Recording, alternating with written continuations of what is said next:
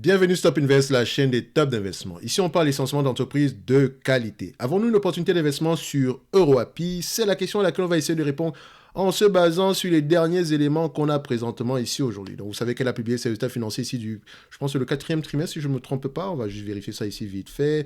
EuroAPI, oui, résultat annuel 2022 ici.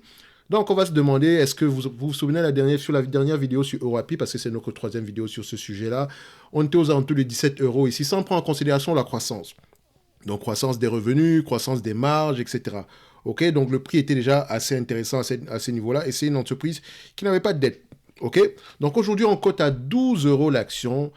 Et bon, je suis tenté de dire qu'on a une meilleure aubaine que précédemment, mais voilà, ça vaut toujours la peine d'aller un tout petit peu regarder ce qui s'est passé. Donc, je vais prendre un raccourci ici, qui est celui à peu près ici, de lire à peu près l'article qui a été écrit ici par le journal Investir. Et on va faire un tout petit peu des rapports financiers ici, et on se terminera ici par une évaluation de la compagnie. D'accord, on va essayer de mettre à jour s'il y a des choses à mettre à jour ici. OK, donc on va y aller directement. L'ex-filiale de Sanofi, toujours présent au capital à hauteur de 30%, donc Sanofi détient toujours 30% de EuroAPI, a vu ses comptes 2022 pénalisés par la suspension temporaire de la production de prostaglandine sur son site de Budapest, décidée en décembre. Donc on a cette information-là, on l'avait déjà depuis, et on savait que ça allait impacter les mois à venir. OK, donc ce n'est pas une surprise pour la bourse, mais l'incident aura encore des répercussions financières cette année. Les objectifs de marge à plus long terme sont décalés d'un an. L'action plonge de 20%. Bon, le fait que l'action plonge de 20%, c'est pas intéressant. C'est surtout au niveau des objectifs à long terme qui sont décalés d'un an. La question que j'aimerais qu'on se pose, quels sont ces objectifs à long terme là? D'accord? Et est-ce qu'un an, c'est long pour le long terme? La question que je me pose, et je connais déjà, en tout cas pour la dernière question ici, je pense que je connais la réponse. C'est insignifiant à la fin de la journée. OK? Au contraire, ça peut même peut-être représenter une opportunité d'investiment en date d'aujourd'hui. C'est la mauvaise surprise du jour de la Bourse de Paris dans un secteur pourtant réputé défensif, celui de la santé. EuroAPI plonge de près de 20% ce mercredi matin en réaction à des comptes 2022 sans bonne surprise et surtout à une révision des objectifs de marge. Donc je pense que c'est surtout la révision des objectifs ici qui a fait peur ou bien qui fait mal ici aux investisseurs. Enfin, à ceux qui ont décidé de vendre massivement leurs actions, on va le dire comme ça. L'ex-filiale de Sanofi qui fait cavaler seule en bourse depuis maintenant un an a sans surprise présenté des comptes 2022 dégradés en raison de la suspension temporaire de la production de prostaglandine sur son site de Budapest. EuroAPI a ainsi accusé une perte nette de 15 millions d'euros, soit près du double de celle de 8,1 millions d'euros enregistrée un an plus tôt. Ça, c'est une perte en termes de résultats nets. Maintenant, en termes de free cash flow, est-ce qu'on a perdu de l'argent? N'oubliez pas. Le core EBITDA qui correspond au résultat opérationnel consolidé avant dépréciation, amortissement et hors coût de restructuration pour l'entreprise a augmenté de 8,5% à 120 millions d'euros, soit une marge de 12,3% du chiffre d'affaires. Non négligeable mais stable sur un an et surtout loin des objectifs de moyen terme, d'ailleurs décalé. Donc les objectifs de moyen terme, il me semble, sur la première vidéo ici, étaient aux alentours de 14% pour l'EBITDA estimé. Et retenez bien ces différentes entreprises aussi, on va y revenir dessus parce que c'est à partir de ces entreprises-là, à partir de leur ratio valeur d'entreprise sur EBITDA, qu'on va essayer d'estimer la valeur de EuroAPI. Et comme je l'ai dit ici tantôt, ces entreprises ne font pas la même chose de la même façon. D'accord? Donc, je pense que vous pouvez revenir sur la dernière vidéo ici pour voir à peu près ce qu'on disait, mais vous voyez ici que voilà, c'est le même business, enfin, ce sont des principes actifs, mais c'est pas la même chose ici. Ici, on a plus de small molecules au niveau de EuroAPI, alors qu'au niveau de Lonza, on a biologique, on a others et on a 15% de small molecules. Au niveau de Siegfried, on a 60% ici de small molecules et 40% de drug product, et au niveau de Bachem, j'espère que c'est comme ça qu'on le dit, on a à peu près 400% de peptides et oligo, d'où la grosse marge ici, et il semblerait que le segment peptides et oligo a des marges bien plus élevées que le segment ici small molecule, ok? Donc vous voyez ici que ceux qui sont un tout petit peu diversifiés ici, avec d'autres produits, ont des marges bien plus élevées que EuroAPI. Ça ne veut pas dire que EuroAPI aura les mêmes marges que ces entités-ci, mais il y a de fortes chances qu'au moins la moitié puisse qu'on puisse au moins atteindre la moitié ici. Enfin, il y a de fortes chances, c'est uniquement parce que je me base sur ce qui est écrit ici, et on met ici petit 1. Allez voir ce qui est écrit en petit 1. Qu'est-ce que ça veut dire? OK? So, je reviens sur l'article ici. Marge ici, donc l'excédent de Sanofi, donc c'est certainement la plus grosse déception de cette publication. Donc ici, moyen long terme d'ailleurs. Ok, donc on a lu ça, c'est parfait. Maintenant, l'objectif de plus de 20% de marge décalée à 2026. Pour ce qui est de ces chiffres de 2022, EuroAPI avait déjà prévenu que la suspension temporaire de la production sur le site de Budapest aurait un impact sur les comptes. Donc, voir la dernière vidéo sur cette entreprise ici au mois de décembre. Donc, le groupe avait ainsi abaissé ses objectifs au mois de décembre pour ne plus viser que la facturation consolidée d'environ 980 millions d'euros et une marge de corps EBITDA comprise entre 12 et 13%. Donc, ça c'est le chiffre, ça c'est la facturation, ça c'est le chiffre d'affaires attendu, d'accord, 980 millions d'euros et entre 12 et 13% en termes d'EBITDA. So, le chiffre d'affaires est ressorti au final un peu en dessous de ses dernières ambitions à 976,6 millions d'euros. Bon, 4 millions de différence, c'est pas grand-chose, c'est correct. Si on avait parlé de 900 millions au lieu de 980 millions, là, par exemple, on se serait dit, ah, c'est un peu gros. Mais là, c'est rien du tout. Ça vaut même pas la peine de l'identifier. Donc, mais pour l'objectif de plus de 20%, il faudra désormais attendre 2026, soit un an de plus que prévu, en raison, donc objectif de 20% ici je pense c'est par rapport aux marges EBITDA, en raison des investissements programmés par le groupe en vue de poursuivre sa transformation et d'optimiser ses processus. En 2025, la rentabilité est quand même attendue à plus de 18%. 2025. 18% de quel montant, de quel chiffre d'affaires, c'est ce qui nous intéresse. Et cela, alors que la croissance restera forte. Donc, on s'attend à une croissance des revenus. OK? On s'attend. Sur la période 2023-2026, EuroAPI vise une hausse annuelle moyenne de son chiffre d'affaires de 7 à 8%. De 2023 à 2026. Si on a un chiffre d'affaires, disons, aux alentours de 980 millions d'euros, à 1,07, ce qui est le minimum ici, je pense bien, 1,07, ça fait, jusqu'en 2026, ça fait 2024, 2025, 2026. 18% de ce montant-ci, ça donne combien? Ça donne à peu près, on s'attend à peu près à 216 millions, environ 200 millions d'euros en 2026. OK? Donc, EuroAPI vise une hausse annuelle de 7%, donc entre 7 et 8%. Il était initialement visé une fourchette entre 6 et 7%.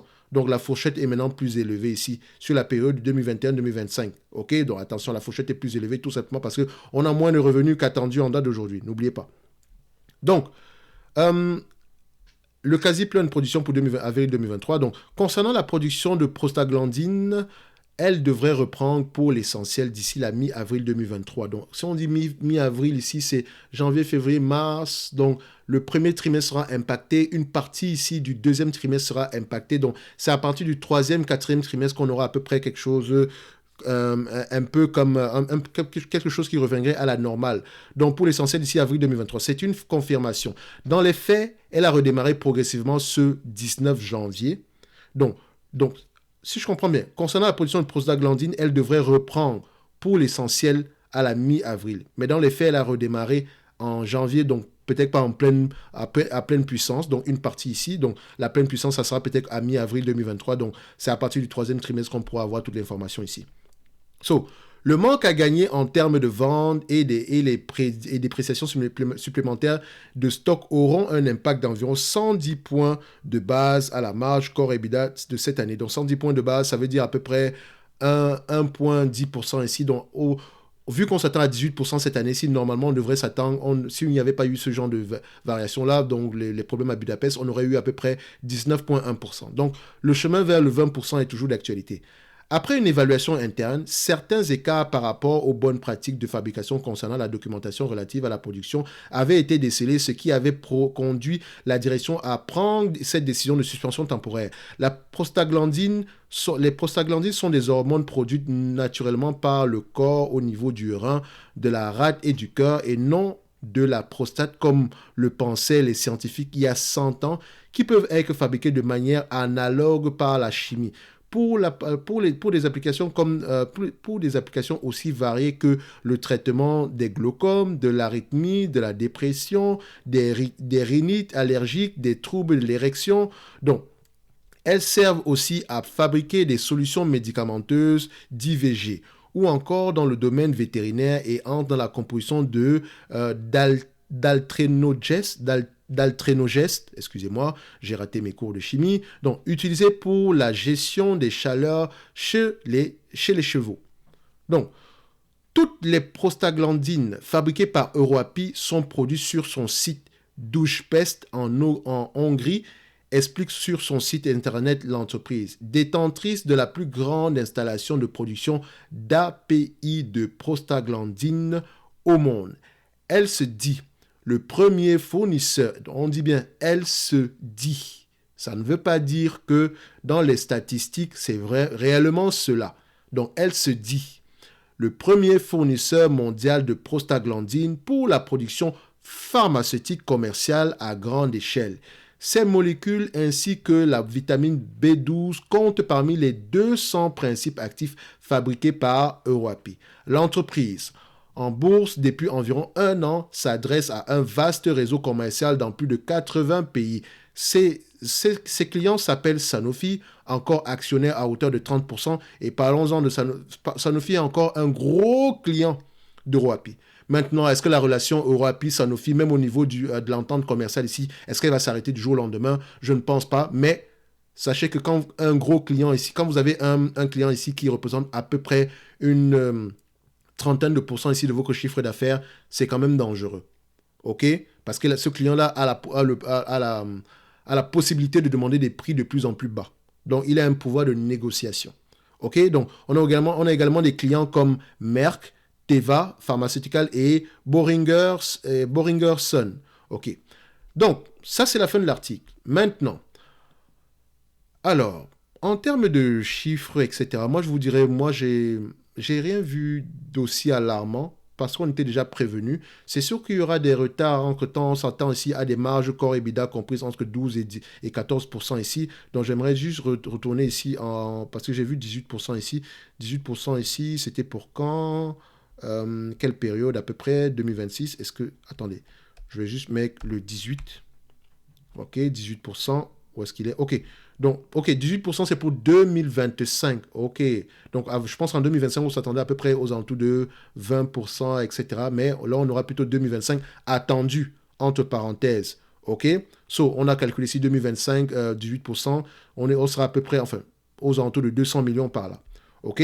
So, maintenant, en termes d'EBITDA, cette année-ci, c'est 12 à 14%, des investissements de 120 millions, un chiffre d'affaires de 7%, donc on sera à peu près aux alentours de 8 milliards ici. Si on prend 980 ici, 976, pour ceux qui aiment la précision, multiplié par 1,07%, on arrive ici à 1 milliard 44, donc 1 milliard 44 ici, multiplié par, je prends ici le moins 10 ans étant à 12%, ok, ça revient ici à peu près à 125 millions ici, donc 125 millions ici de revenus d'EBITDA attendu en 2023. Si on le prend ici à 10 fois les bénéfices, d'accord, je dis bien 10 fois les bénéfices uniquement de 2023, ça représente ici à 1 milliard 252. Pourquoi est-ce que je dis 10 fois les bénéfices? Parce que elle vous a donné le nom de ces différents concurrents. Je vais juste fermer ça.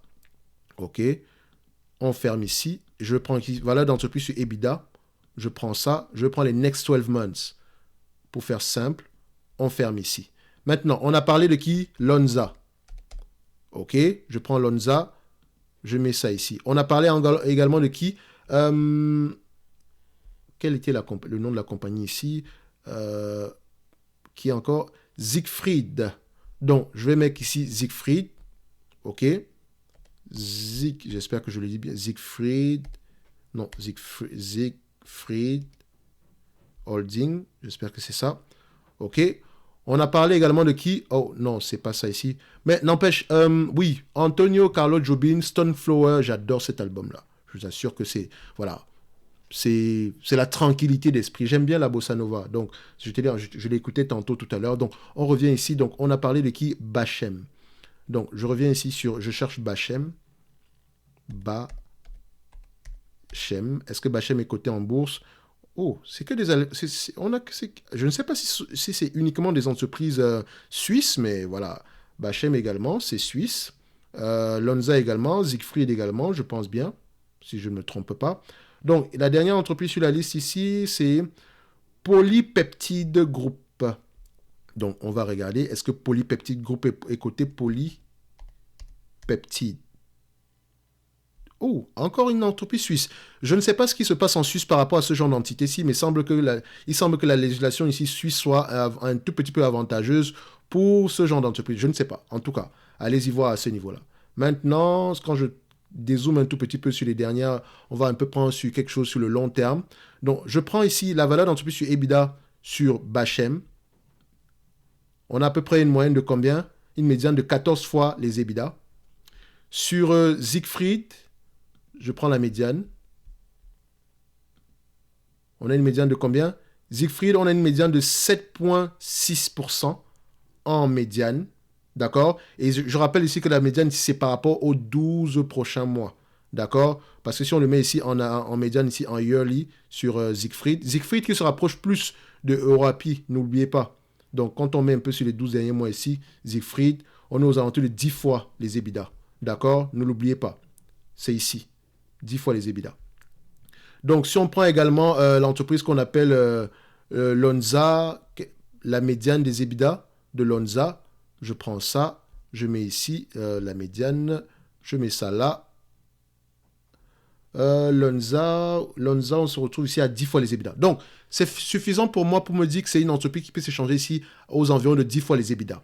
Vous comprenez pourquoi est-ce que j'ai pris le 18% attendu en 2025. D'accord? Si vous allez regarder ici sur le site Zone Bourse, donc enfin, même Zone Bourse, on va le faire ici de nous-mêmes. Hein. Donc ici, les analyses 2025, c'est quand? Donc c'est la N plus 2. D'accord? Donc consensus average N plus 2. On s'attend à combien? Aux alentours de 1 milliard 100 millions. 1 milliard 100 millions multiplié par 18%. Là, on est déjà dans la guesstimation au cas où ça arrive. Et soyez prudents ici parce que c'est une nouvelle entité cotée.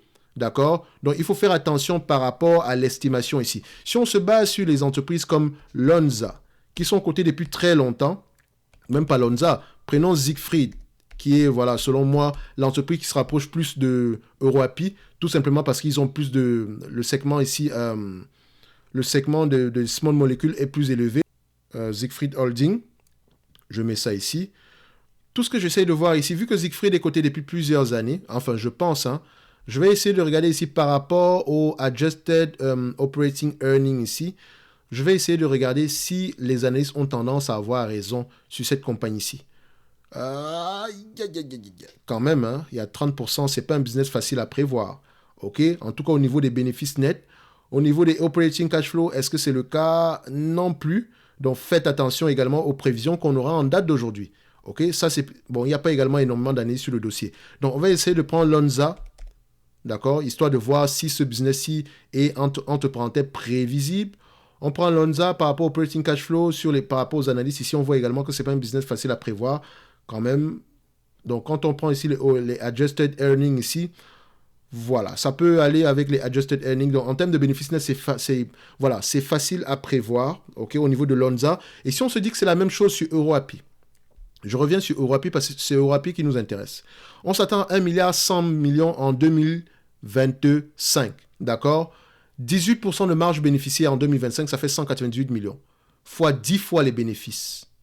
On arrive à 1 milliard 980. Moins la dette nette. Or, il n'y a pas de dette nette, il y a plutôt du cash net. Divisé par le nombre d'actions. Si vous allez lire les rapports financiers ici, on a à peu près aux alentours de 95 millions d'actions. Si je ne me trompe pas, le chiffre, il est ici, 95 millions d'actions. Donc, on voit ici que le nombre d'actions a augmenté. L'action est de savoir pourquoi par rapport à 2021. Mais vu qu'elle vient juste d'être cotée en bourse, on peut avoir plusieurs raisons pour ça. Donc, divisé par 95, on arrive à 20,84, donc à peu près 21 € l'action. OK? Donc, je mets ici, voilà, donc valeur d'entreprise sur EBITDA. Donc, je mets ici valeur d'entreprise sur EBITDA. On va mettre ça ici. Donc, on met ça là. On ferme ça également. Ferme ça. EV sur EBITDA égale à peu près 21 euros. D'accord? 21 euros. Donc, EV sur EBITDA, entre parenthèses, 10. D'accord? Je mets bien X10. C'est le multiple. Voilà, d'entreprise sur EBITDA. D'accord? Ça fait à peu près 21 euros. Vu qu'il n'y a pas de dette nette, je n'ai pas besoin d'enlever la dette ici. Donc, ça fait 21 euros l'action. Donc, j'essaie juste de regarder ici. Est-ce qu'il y a d'autres informations que je pourrais remarquer? J'aime bien les free cash flow, résultat net de l'ensemble consolidé, résultat opérationnel, marge brute, non. Où est-ce que le tableau de flux de trésorerie consolidé? Donc, 111 millions en autofinancement ici. Augmentation, diminution des stocks, non, non. 44 millions ici en revenus opérationnels. Donc, on a investi massivement ici dans l'infrastructure. OK. Mais est-ce que ça dépasse ici l'immobilisation et amortissement? Donc, on a surinvesti normalement ici. Normalement, on aurait dû dépenser 94 millions ici. Donc, on a juste ici, on a surinvesti. Mais dans tous les cas de figure, les flux de trésorerie opérationnels ne couvrent même pas le 94 millions en question. Donc, on perd de l'argent actuellement. OK, donc on puise ici dans les caisses et ainsi que, voilà, peut-être qu'on a augmenté la dette, etc. OK, dans l'ensemble, EuroAPI on semble avoir quelque chose d'assez intéressant au prix actuel. D'accord? Dernièrement, on était à 17 euros l'action. Aujourd'hui, on cote à 12 euros l'action. Il me semble que si on prend en considération le potentiel de croissance future, on a quelque chose d'assez intéressant ici. Il me semble également que c'est un business qui n'a pas l'air c'est pas un business qui va mourir du jour au lendemain. Ça doit être un business ici très, très en demande. OK? Donc, ça peut être quelque chose d'assez intéressant ici à regarder en profondeur. Donc, pour ceux qui sont investis aux alentours des 17 euros par là, comme je l'avais mentionné tantôt, le 17 euros ici, c'est sans prendre en considération la croissance. Donc, le prix actuel est encore plus intéressant. Il y aura des baisses de marge ici temporaires, j'espère bien. OK? Mais ça n'empêche que vous devez lire les rapports financiers en profondeur. Il faut essayer de comprendre à peu près comment est-ce que se comporte ce business-ci en période difficile. Ça reste ici de la consommation défensive, tout simplement parce que le segment final, c'est les clients ici exercent dans la consommation défensive, donc dans le segment de healthcare. OK? Ceci n'est que mon point de vue et non un conseil d'investissement. Comme d'habitude, je me réserve le droit de me tromper. Et comme je l'ai dit ici, les liens vers la top newsletter ainsi que le service top premium sont dans la description de la vidéo. Et on va se dire ici qu'aujourd'hui, EuroAPI, on est toujours assez optimiste par rapport à la compagnie. Tout ce qui arrive présentement ici était déjà annoncé précédemment et la période actuelle est uniquement impactée par rapport à la réduction des marges. Mais que voulez-vous? Quand on arrête ici une production dans un segment d'activité qui produit le plus de prostaglandine dans le monde, il est tout à fait normal qu'il y ait un impact au niveau des marges, ce qui avait déjà été annoncé. Et n'oubliez pas également que la production a repris au mois de janvier ici. OK, la production sera à pleine puissance à partir du mois d'avril. Donc, s'il vous plaît, écoutez les conférences call, lisez les rapports financiers. Je ne vais pas écouter le conférence call d'EuroAPI ici, excusez-moi, je ne peux pas le faire parce que voilà. En fait, ça va me prendre plus de temps et ce n'est pas une entreprise qui m'intéresse personnellement. Et je ne dis pas que c'est une mauvaise entreprise, c'est juste que voilà, mon temps également est limité, donc je dois me concentrer uniquement sur les entités qui m'intéressent. OK, on va se donner rendez-vous sur la prochaine vidéo. Pour ceux qui ont du EuroAPI à 17 euros, c'est pas la peine de paniquer. Peut-être même c'est la peine de commencer à voir si on va pas le rajouter un tout petit peu. Mais à la fin de la journée, moi je pense que c'est à 17 euros, c'était intéressant. À 12 euros, ça continue à rester intéressant ici. Mais attention, ça demande, s'il vous plaît, un tout petit peu plus de lecture que ce que moi j'ai pu faire ici aujourd'hui. OK? Donc, on va se donner rendez-vous sur la prochaine vidéo. Et d'ici là, n'oubliez pas, portez-vous bien. Merci.